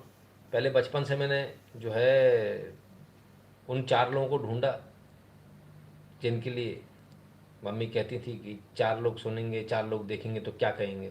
वो 4 आज तक नहीं मिले थे। इधर ये अज्ञात और नए पैदा हो गए। अब इनको ढूंढते ढूंढते हम परेशान हैं। कहाँ तक ढूंढे, कितना ढूंढे? रोज़ कोई नया आ जाता है। अभी अज्ञात अज्ञात अज्ञात चल रहा है। भाई अज्ञात भाई साहब, आप जहाँ भी हो कृपया करके बाहर आएँ, क्योंकि आपने कांड बहुत कर दिए हैं और आपको ढूंढना बड़ा मुश्किल हो रहा है। रतन अंकल थैंक यू, GK पढ़ता हूँ आपसे डेली। अच्छा, GK पढ़ते हैं, ग्रेट, बहुत बढ़िया। चलिए अब आगे चलते हैं। रॉबिन जी कहते हैं आप ठीक नहीं हो। नहीं, मैं क्या कर सकता हूँ सर? मैं खुद ढूंढ रहा हूँ उस अज्ञात को। मेरे को अज्ञात नहीं मिल रहा है। और यहाँ वाले अलग मिर्ची लगाने में कोई कसर नहीं छोड़ते हैं। कोई कुछ कोई कुछ कोई कुछ। हम क्यों करेंगे? भारत सरकार को क्या लेना देना है किसी से? हमारा कोई लेना देना नहीं है भाई। आप जानो, आपका काम जाने। कोई भी मर जाए, किसी को अज्ञात मार दे, मतलब आ जाओगे भारत सरकार के पास। ऐसा थोड़ी होता है, इतनी अंधेर थोड़ी हो रही। ये तो गलत बात है। आप मतलब कोई बात है तो आप जानो, आपका काम जाने। हमें क्या मतलब है उससे? लेकिन फिर भी कुछ लोग हमको टोपी पहनाने की कोशिश करते हैं। हमारे वाले ज़्यादा कोशिश करते हैं, पता नहीं उनको ऐसा क्या मज़ा आता है। चलिए आगे चलेंगे, लेकिन फिर एक बार याद दिला दें, अब तो भाई अति हो गई। आखिरी तारीख है, अपनी अपनी फ़ीस भर दो। ठीक है, QR कोड को स्कैन करके अपनी अपनी फ़ीस भर दीजिएगा और साथ ही साथ अपना नाम और नंबर ध्यान से कमेंट बॉक्स में भेजिएगा। 8770720196 इस नंबर पर गूगल पे, पेटीएम, फ़ोनपे तीनों चलते हैं। तीनों में से जो भी आपको चलता मिले उससे अपनी फ़ीस भर दीजिए। nshukla@UPI इस पर भी आप अपनी फ़ीस भर सकते हैं। जो भारत के बाहर है वो patreon.com/नितिन शुक्ला या फिर paypal.me/नितिन शुक्ला पर जाकर ध्यान से अपनी अपनी फ़ीस भर दें। क्लियर है? t.me/n शुक्ला टेलीग्राम के इस चैनल से सब लोग जुड़ जाइए, जितने भी लोग लाइव देख रहे हैं। ठीक है, सूत्रों वाली भी मिसिंग है। अब सर ये तो नहीं मालूम क्या मिसिंग है क्या नहीं, है ना? चलिए अब थोड़ा आगे चलते हैं और देखते हैं कि और क्या क्या है। केरल में एक ब्लास्ट हुआ। थोड़ी ब्लास्ट की बात कर रहे, लगातार नॉन स्टॉप ब्लास्ट ही ब्लास्ट रहेंगे, है ना? केरल में एक ब्लास्ट हुआ। ब्लास्ट को लेकर बड़ा बवाल हुआ। हमारे लाइव पर भी कई सारे लोगों ने पूछा, लेकिन जरा हम उसकी सच्चाई बता दें। और सच्चाई ये है कि केरल में जो कन्वेंशन चल रहा था, उस ब्लास्ट में जो है अब तक 3 लोगों की मृत्यु हो चुकी है। 3 लोगों की मृत्यु हो चुकी है अब तक। और जो एक सज्जन है जिन्होंने इसकी जिम्मेदारी ली है, वो खुद इसी जो कन्वेंशन है उसके मेंबर हैं। ठीक है ना? तो जो सज्जन हैं वो खुद जेहोवास विटनेसेस के सदस्य हैं। और उनका ये कहना है कि यहाँ पर देश विरोधी गतिविधि होती थी और इसलिए मैं इसको बर्न डाउन करना चाहता था। कई सारे ब्लास्ट उन्होंने जो है बैक टू बैक लगा रखे थे, लेकिन जितने फटे उसकी जो स्थिति है वो ये है। और पुलिस ने शुरुआत में तो इसको लाइटली लिया कि ये जो है कोई आदमी फालतू की बात कर रहा है, लेकिन जब इन्वेस्टिगेट किया तो पाया कि डोमिनिक मार्टिन जो कह रहे हैं वो बिल्कुल सही बात है। और इसके बाद में जो है डोमिनिक मार्टिन को अरेस्ट कर लिया गया है। इन्वेस्टिगेशन अभी भी जारी है। ठीक है, तो जो ये जो कहा जा रहा था कि किसने किया क्या किया, वो सामने आ चुका है। और उनका एक फेसबुक लाइव भी था, उस पर उन्होंने कहा भी था, जिन लोगों को भाषा समझ में आए कृपया कर ट्रांसलेट करके बताएं। ഹലോ, എൻ്റെ പേര് മാർട്ടിൻ. ഇപ്പോൾ നടന്നൊരു സംഭവ വികാസം നിങ്ങളെല്ലാവരും അറിഞ്ഞു കാണുമെന്ന് ഞാൻ വിശ്വസിക്കുന്നു. യഹോവയുടെ സാക്ഷികൾ നടത്തിയിരുന്ന ഒരു കൺവെൻഷനിൽ ബോംബ് സ്ഫോടനമുണ്ടാവുകയും ഗുരുതരമായ പ്രത്യാഘാതങ്ങൾ ഉണ്ടാവുകയും ചെയ്തു. എന്ത് സംഭവിച്ചുവെന്ന് കൃത്യമായിട്ട് എനിക്ക് അറിയില്ല. എന്നിരുന്നാലും സംഭവിച്ചിട്ടുണ്ട് എന്നതിൽ ഉറപ്പുണ്ട്. അതിൻ്റെ लगभग 6 मिनट का इनका ये वीडियो जिसमें इन्होंने तमाम सारी बातें कही हैं, जिससे काफ़ी चीज़ें स्पष्ट हो जाती हैं। उम्मीद करेंगे कि सरकार इसके बाद इन पर तो जो कार्रवाई करे ही करे, उस मिनिस्ट्री पर भी कार्रवाई करे जो ऐसी क्या घटना थी जिसके कारण इतना सब कुछ हुआ। इसका मतलब कुछ ना कुछ तो बड़ा चल रहा है ना। तो सरकार को उस पर भी देखना चाहिए। एम उपाध्याय जी, बहुत बहुत धन्यवाद भैया, नमस्कार आपको। जी के नहीं, सॉरी, करंट अफेयर्स मैं समझ गया था, आपको लिखने की आवश्यकता नहीं थी, है ना। चलिए, एक ब्लास्ट तो ये हो गया, इसकी क्लैरिटी हो गई आपके मन में।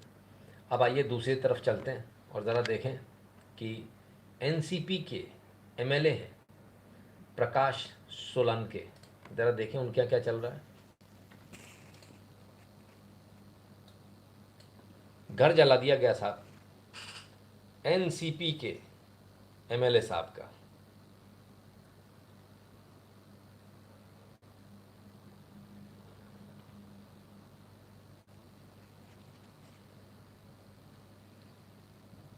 और ये सब कुछ हो रहा है रिजर्वेशन को लेकर, मराठा रिजर्वेशन को लेकर। इस रिजर्वेशन को लेकर ही एनसीपी ने राजनीति शुरू करी थी, मतलब इन द सेंस इस रिजर्वेशन को लेकर जो राजनीतिकरण जो हुआ था इस रिजर्वेशन का, वो एनसीपी नहीं किया था। और आज जिस आग को उन्होंने फैलाया था वो आग उन्हीं के घर पहुंच चुकी है। घर पहुंच नहीं चुकी सर, घर जला दिया, ध्वस्त। तो इसलिए कहते हैं आग से नहीं खेलना चाहिए। बड़े बुजुर्ग कहते हैं ना, आग से नहीं खेलना चाहिए। बात सिर्फ इतने पे ख़त्म नहीं हुई। एनसीपी में बीड़ सिटी में एनसीपी के एमएलए साहब हैं Sandeep Kshirsagar, farmer state minister भी रहे। उनका जो है घर भी आग के हवाले कर दिया गया।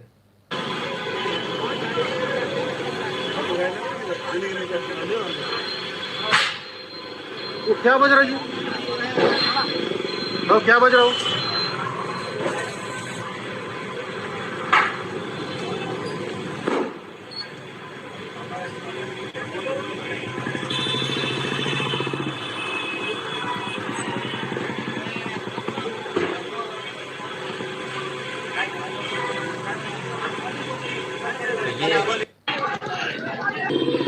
ये तस्वीरें,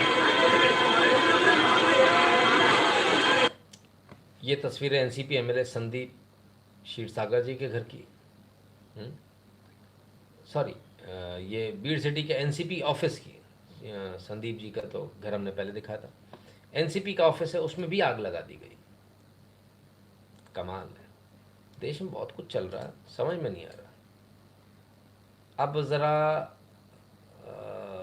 आंध्र प्रदेश में एक जो एक्सीडेंट हुआ, रेलवे का एक्सीडेंट, उसकी बात कर ले, जिसमें 13 लोगों की मृत्यु हो चुकी है, 40 के आसपास घायल हैं। ये वो एक्सीडेंट हुआ है और हम लगातार आपसे कह रहे हैं पूरे भारतीय रेलवे में पत्थर रखने की घटनाएं बहुत आम हो रही हैं, लेकिन यहाँ 2 पैसेंजर ट्रेन आमने सामने से टकराई हैं। हैरानी की बात यह है कि रेलवे का जो सिस्टम है बहुत ज़्यादा फुल प्रूफ है, ऐसी घटनाएं होना संभव नहीं है, लेकिन फिर बार बार ऐसी घटनाएं होना ये उचित साइन तो नहीं है। तो क्या कोई जानबूझकर ऐसा कर रहा है? May be, you never know. क्यों कर रहा है? कुछ होगा बेनिफिट। तो बड़ी हैरानी होती है देखकर इस प्रकार की जो घटनाएं होती हैं। एक और घटना पे चलें। ये क्या हुआ भाई? झारखंड के कैपिटल रांची में बॉम्ब ब्लास्ट हो गए साहब।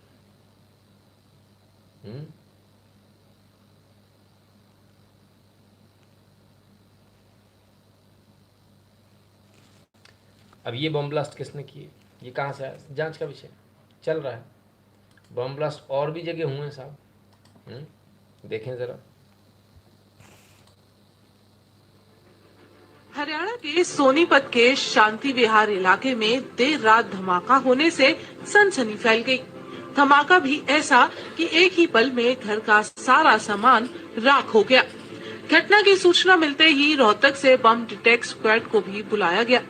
साथ ही पुलिस टीम ने भी मौके पर पहुंचकर जांच पड़ताल की। फिलहाल घटना में किसी भी शख्स के हताहत होने की कोई खबर सामने नहीं आई है। इस मामले में पुलिस ने इरफान नाम के मकान मालिक को धर दबोचा है और उससे पूछताछ फिलहाल जारी है। असल में जिस घर में धमाका हुआ वो इरफान का घर था। मकान में काफी मात्रा में गंधक पोटेशियम जमा रखा था, लेकिन देर रात इस ज्वलनशील पदार्थ में अचानक धमाका हो गया और घर में रखा सारा सामान आग की चपेट में आते हुए गली के बाहर आ गिरा। तो साहब इरफान साहब हैं, इनके घर में धमाका हुआ। क्यों धमाका हुआ, किस चीज़ का हुआ, देखें जरा। केरल के बाद हरियाणा के सोनीपत में ब्लास्ट। इरफान ने घर में छुपा रखा था सल्फर और पोटैश। बड़ी बात यह, सल्फर और पोटैश दोनों प्रोहिबिटेड हैं, तो घर पे कैसे छुपा रखा था, क्यों छुपा रखा था, क्या होने वाला था इससे। आप ज़रा एक बात को समझिए, सोनीपत और दिल्ली में महज बॉर्डर का फ़र्क है एक तरह से। बाकी ऑलमोस्ट आप दिल्ली पहुंच ही गए, सोनीपत पहुंचे। तो सोनीपत में पकड़ा के आसपास और भी जगह कुछ है क्या, कुछ और बड़ी प्लानिंग हो रही थी क्या? पुलिस कहती है हम पूछताछ कर रहे हैं। चलिए देखें। कोची, रांची, सोनीपत, इरफान के घर में था विस्फोटक। शॉर्ट सर्किट के बाद देर रात के समय हुआ जोरदार धमाका। ओहो, किस्मत खराब थी, अल्लाह मियाँ खुश नहीं थे इनसे। शॉर्ट सर्किट हो गया था और जैसे ही शॉर्ट सर्किट हुआ, बारूद घर में था, बम की तरह से आग लगी उसमें और धनाधन जो है ब्लास्ट हो गए। और ब्लास्ट होने के बाद नतीजा आपके सामने। एनआईए को इसकी जांच करनी चाहिए मेरे ख्याल से। चलिए और देखें क्या चल रहा है। ओ अच्छा, इतने सारे लड़के हैं, क्या कर रहे हैं भाई?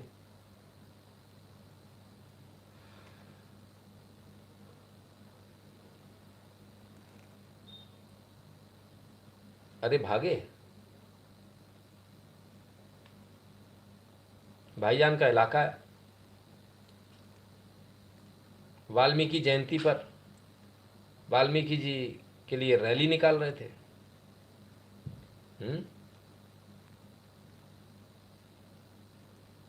और फिर क्या हुआ?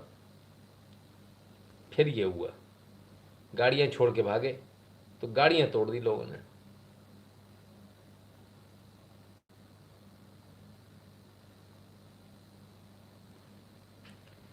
जानते कहाँ हुआ ये? दिल्ली, नंदनगरी, वही नंदनगरी जिसे मिनी पाकिस्तान भी कहा जाता है।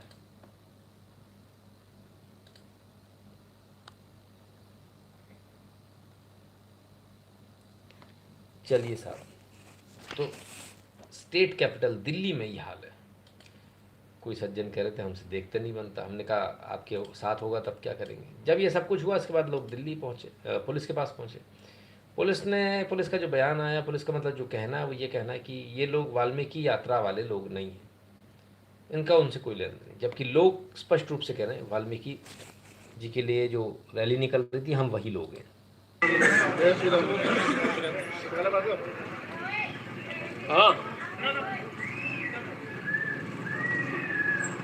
हाँ, क्या हुआ था भैया? तो ये क्या नाम है, हमारे यहाँ पे महर्षि वाल्मीकि जयंती थी, तो उसमें जैसे झांकियाँ वगैरह निकलती है और बाकी जैसे बच्चे गाड़ियों पे निकले, सब वो होता है। तो क्या हमारे जयंती आज तो खुशी का दिन होता है, तो जैसे जयंती वगैरह निकलती है तो वहाँ क्या नाम है हम मान सम्मान कर रहे थे। तो ये बच्चे हमारे पास भगे भगे आए कि क्या ऐसे थे हमारे वहाँ पे। उन्होंने मुंगलों ने मस्जिद पे हाथापाई कर दी, उन्होंने पथराव वगैरह हाथापाई कर दी उन्होंने। तो ये हमारे पास ऐसे ये एक केस आया है। पुलिस ने कोई कार्रवाई नहीं की? पुलिस कोई कार्रवाई नहीं कर रही, कुछ नहीं कर रही। गजब है साहब, दिल्ली पुलिस ने तो हाथ झाड़ दिए, बोले वाल्मीकि जयंती वाले लोग ने, ये तो वाल्मीकि जयंती के वहाँ कोई ऐसे कुछ नहीं निकल रहा था, ये तो बस ऐसी कुछ दूसरा झगड़ा हुआ है, पुलिस कोई कार्रवाई नहीं कर रही, जबकि जमकर पीटा गया इनको। ठीक है, आप कह रहे थे कि साफ बोलते हो, साफ मत बोला करो, ऐसा मत दिखाया करो, तो स्थिति आ गई भाई, पिटने की स्थिति आ गई। नवीन जी कहते हैं पेट्रोल बहुत पहले ही गिर गया, अब जलाने का समय। कोई सज्जन कह रहे थे कि पूरा मिट्टी का तेल छिड़क दिया गया, बस चिंगारी लगाने की देर है। अब तो पुल बनाने के बाद सोनीपत से दिल्ली कार के बिना चेकिंग आ सकते हैं, पहले कम से कम आधे घंटे जाम में फंसे रहना पड़ता था। चलिए, बहुत बढ़िया, अच्छी बात है।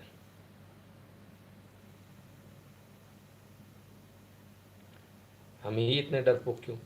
क्योंकि हमको पढ़ाया लिखाया ऐसे ही जाता है, बचपन से ही डरपोक बनाया जाता है ना, तो इसलिए ये स्थिति है हमारी। और भी कारण है, अगला कारण सुन लीजिए, आपकी ऐसी स्थिति क्यों है। जो और बातें हो रही है कि देखिए 2 बच्चों का कानून आना चाहिए, आपको लगता है कि 2 बच्चे होने चाहिए, और जो बच्चे ज्यादा आप लोग कर रहे हैं उसमें कहते हैं कि देखिए अल्लाह की देन बता देते हैं। मैं तो ये कहूंगा भाई, जिसमें जितनी जान है ज्यादा करो, जितना भी हो सके। तो मैं तो अपने बच्चे 10 से 12 करूंगा भाई, कम से कम इस 10 से 12 करूंगा। देश की आबादी बढ़ानी है मेरे को, तो देश की आबादी बढ़ानी है जी मेरे को। देखो 10 से 12 करूंगा, मेरा टारगेट इतना है।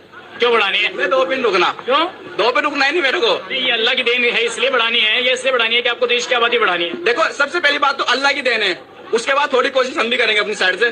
भगवान ने तो करी था, अपनी साइड से हम कोशिश करेंगे ना, जितना हो सके इतना करेंगे हम। मैं तो 10 से 12 करूंगा। इससे क्या फायदा होगा? 10 बच्चे करने से क्या फायदा? मुझे फायदा होगा ना। क्या फायदा होगा? मुझे बहुत फायदा होगा ना। अब मेरे 2 बच्चे ना काम निकल गए, 10 तो निकलेंगे ना अच्छे। बस अच्छे निकलेंगे। अगर 2 के 2 खराब निकल गए बताओ आप, फिर क्या करूंगा मैं? 8 बच्चे इसलिए करोगे कि वो सपोज करो एग्जाम्पल, आप हिंदू हो, माइंड मत करना, आपके 2 बच्चे हैं, अब दोनों खराब निकल गए, क्या करोगे आप? फिर तीसरे कोशिश करोगे आप? सच बताना करोगे?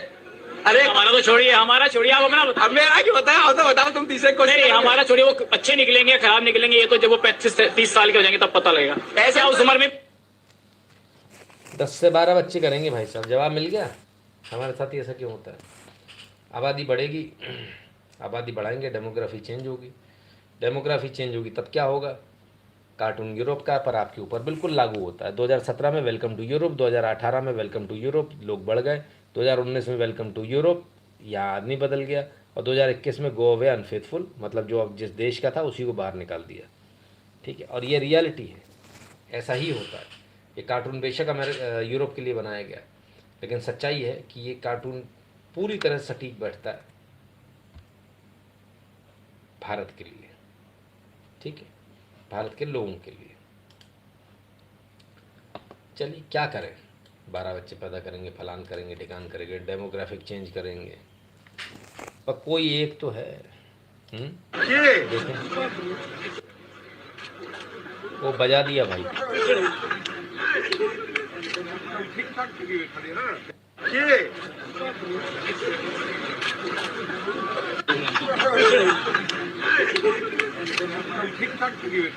बजा दिया भाई, बजा दिया। कमाल है। योगी जी के बाद एक यही दिखते हैं, बड़े प्यार से, एकदम प्यार से गलहुए पे हाथ फेर दिया। चलिए और देखते हैं। सब कुछ इतना बुरा भी नहीं है, कुछ अच्छा भी है। क्या हो रहा है? गुलशफा हैं जिन्होंने सनातन धर्म अपना लिया है। गुलशफा का कहना है कि उनके जो पिता हैं वो ही उन्हें उनके साथ मतलब सेक्सुअल रिलेशन बनाना चाहते थे, उन पर गलत निगाह डालते थे, इसलिए सनातन धर्म में आ गई और अब बहुत खुश हैं वो। उनकी शादी आकाश राजपूत से हुई है and she is more than happy. कहती अब मुझे सही लग रहा है, लेकिन अब जो है वहाँ के अब मेरे घर वाले जान से मारने की धमकियाँ दे रहे हैं। कमाल है। चलिए शादी का एक और एडवर्टाइजमेंट आया, ज़रा देखें। Social media influencer looking for a groom. अच्छा जी, my name is Riya, looking for a suitable reel partner plus groom. आए, the guy should not be camera shy and willing to create relationship reels with me. हैं relationship reels, आप समझे? knows how to come up with content around trending music like Moi Moi, should not be from joint family. Before reaching out, please watch Amazon Mini, Falan Dhikan Dhikane, arrange to know types of guys I don't like. He should know Premiere Pro so that he can edit my reels vlogs. आए जी भाई, जी किस प्रकार का add है भाई? अगर है तो बड़ा अजब गजब ऐड है। रील्स के लिए नौकर चाहिए, हस्बैंड ढूंढ रही है मैडम। कितनी रिलेशनशिप की रील्स बनाए हमारे साथ में, कमाल है, गजब है भाई। खैर ये तो ऐड था, पर असलियत में भी कांड हो गया कहीं, देखें। आपने क्या उसके ऐसे कार्य में विरोध किया जिससे वो दुश्मन बन गई आपकी, उससे अवगत कराएं।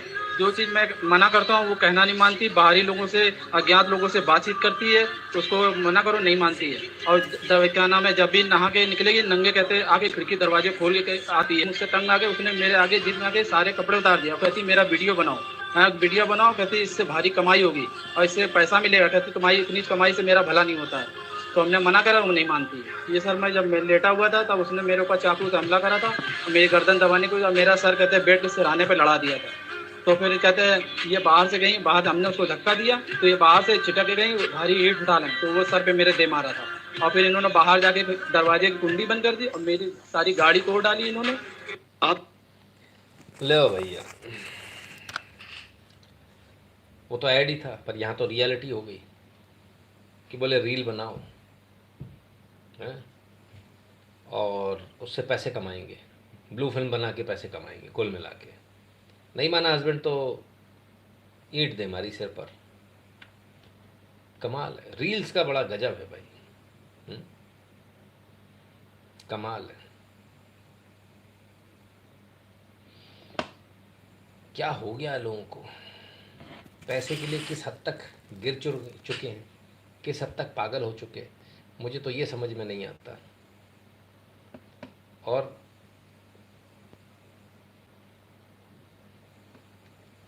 क्या कहें ऐसे लोगों को,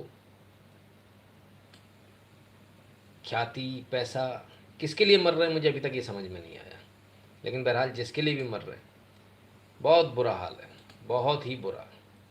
और जब ऐसे लोग होते हैं ना, इस प्रकार के लोग, रील्स बनाओ फलाना, इस तरह की रील्स डलती हैं, सब कुछ होता है जो भी आपने देखा, तब क्या होता है, आम औरत का चलना मुश्किल हो जाता है।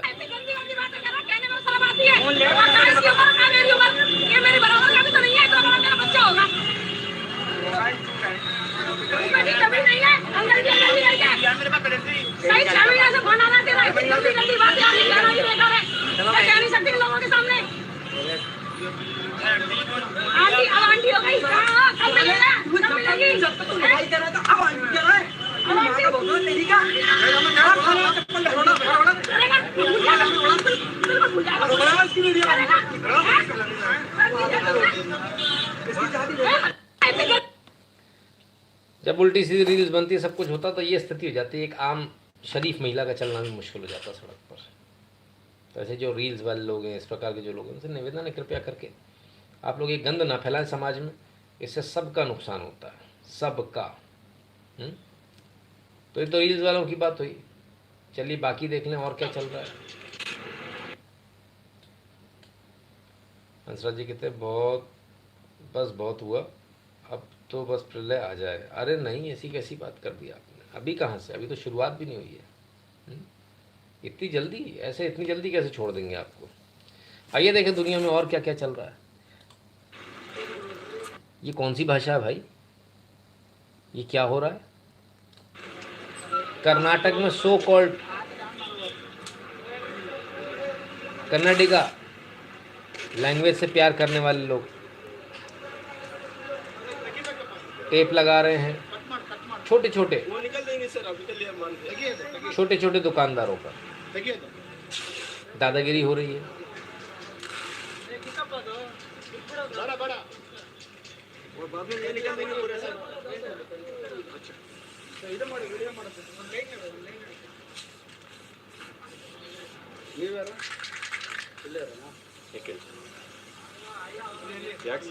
हो गया कन्नडिगा भाई, लो भाषा के पीछे ही पागल हो रखे हैं। 68% तो कन्नಡ ಬಳಕೆ ಮಾಡಬೇಕು ನೀನು ಯಾರೇ अभी इधर का काम नहीं आता बस सीखो नर्म कन्नड़ा कर्नाटक का आदमी नहीं चाहिए तुमको कर्नाटक का आदमी आके कहना कहता ना उसको कौन सा लैंग्वेज में मालूम आता वो लंदन अमेरिका है क्या ये नाटक अभी भी चल रहा है भाई। खुद ही जो बातचीत हो रही है उसमें ये आ रहा है कि जो बाहर से आने वाले लोग हैं बड़ी तादाद में, वो लोग यहाँ काम करते हैं, तो उनको यहाँ काम नहीं करने दिया जाएगा, उनको यहाँ की भाषा सीखनी पड़ेगी। चलो अच्छी बात है। ध्यान उन पर है, ठेले वालों पर, जिन्होंने कन्नडिगा में नहीं लिखा। ध्यान होना कहाँ चाहिए, ज़रा ध्यान से देखिए भाई, फिर ना कहिएगा बताया नहीं था। हाँ, उसी में से पानी पी लो। ये आया गोलगप्पा, गोलगप्पा तो खा लो, गोलगप्पा खा लो बाबू। आई शाबाश, जे बढ़िया है, जे बात। ओहो हो, गोलगप्पा खा लो बाबू। इस पर किसी का ध्यान नहीं है, भाषा को लेकर मरे जा रहे हैं। कमाल है।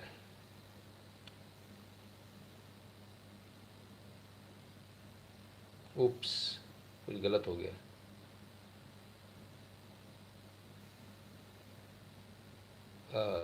माफ़ी चाहता हूँ नवीन जी, आपने कुछ कमेंट किया था, गलती से वो डिलीट हो गया, माफ़ी चाहता हूँ। तो खैर, होना ये चाहिए था और हो क्या रहा है। आइए पंजाब चलते। पंजाब का एक फ़ोटो आज बहुत वायरल है। उस फोटो को देखें और ज़रा समझने का प्रयास करें, क्या वाकई में ऐसा है।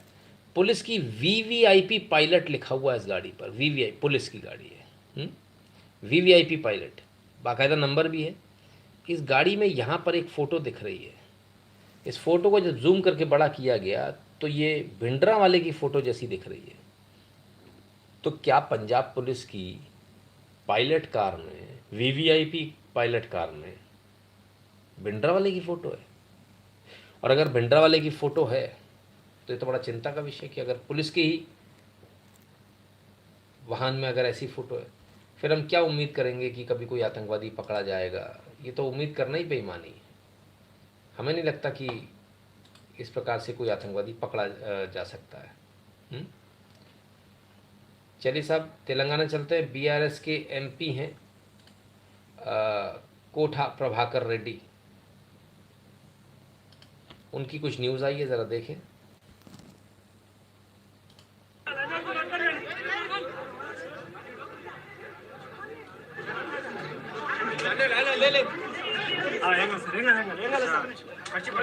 अरे बैठो बैठो जल्दी बैठो।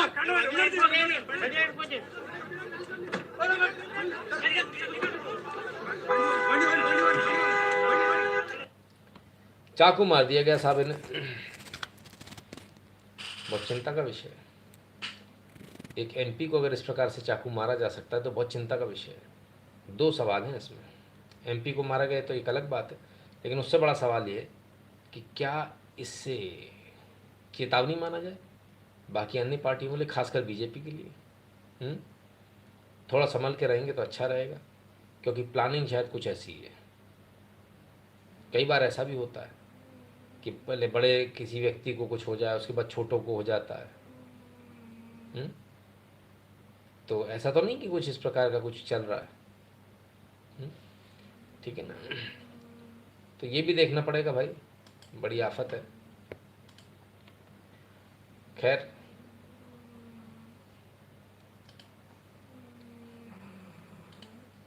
तो यदि आप तक हमारे वीडियो पहुंच रहे हैं तो कृपया कर QR कोड को स्कैन करके अपनी अपनी फीस भर दीजिएगा और कमेंट सेक्शन में अपना नाम और नंबर ध्यान से लिख दीजिएगा।